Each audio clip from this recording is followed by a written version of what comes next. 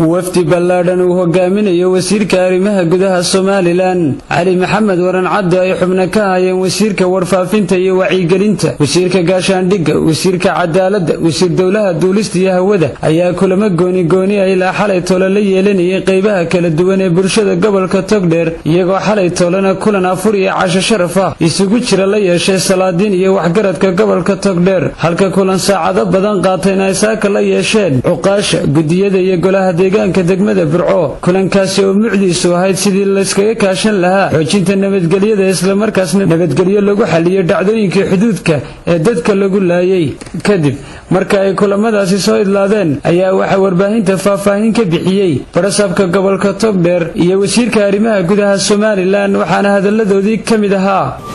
waftigan uu hogaaminayo wasiirka arrimaha gudaha ee ka kooban 4 wasiir 5 wasiir ay kamideen wasiir Cadare wasiir Cadaani wasiir Cadami wasiir Warar Cabde iyo wasiir Axmed Nuur ay nala joogay 3 cisho ay waxay u socdeen oo ay ku indanaayeen inay arinta nabadgelyada gobolka Togdheer inay kala shiraan uqaasha inay kala shiraan deegaanka inay kala shiraan gudiyada reeraha waxa ogtiin imika 3 galabnimo weeye ilaa saaka 9 ilaa up to now waxay u taagnaayeen wasiiradaas iyagoo sooman inay la hadlaan bulshada kala duwan ee gobolka ku nool waxay noogu dhaceen si wanaagsan oo qurux badan waxa laga wada hadlay waxay baysku ahaa oo mucdi ay ahayd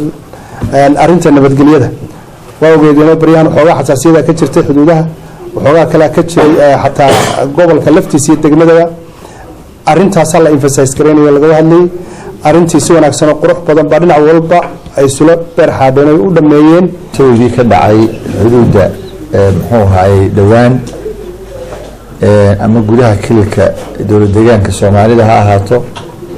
ama dhibaatadii dadkii halkan ee Soomaaliland ee u dooray muxuu ahaay dhinaca dawlad deegaanka soo dawladda Itoobiya ee dhibaatadu soo gaadhay haday yihiin dadka reer guuraaga ah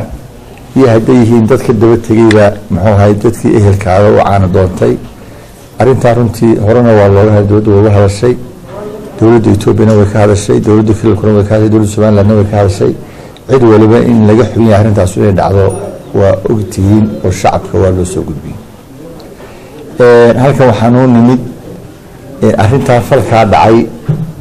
inaan fal ka sii foolxun aan lagu jawaabin in arinta talo iyo wada hadal la isugu yimaado in nabadgelyadu waa qaali ah dawladda Ingiriiska in Itoobiya inaguna waxaan nahay laba dalo saaxiiba in wixii dhacay aynu ku wada hadallo oo laga wada hadlo dadka dhibaataysanna codkooda la dhageysto ayaanu ku wada hadalay waxaanu aad iyo aad ugu mahad celinaynaa odayaasha iyo uqaasha iyo salaadiinta iyo dadweynaha soo gaarsiiyay nabadda halkan ee ku faraadaygay imkana diyaar waa inay gartooda sheegtaan iyagoo wax dhibaato ah sameeynin waa arin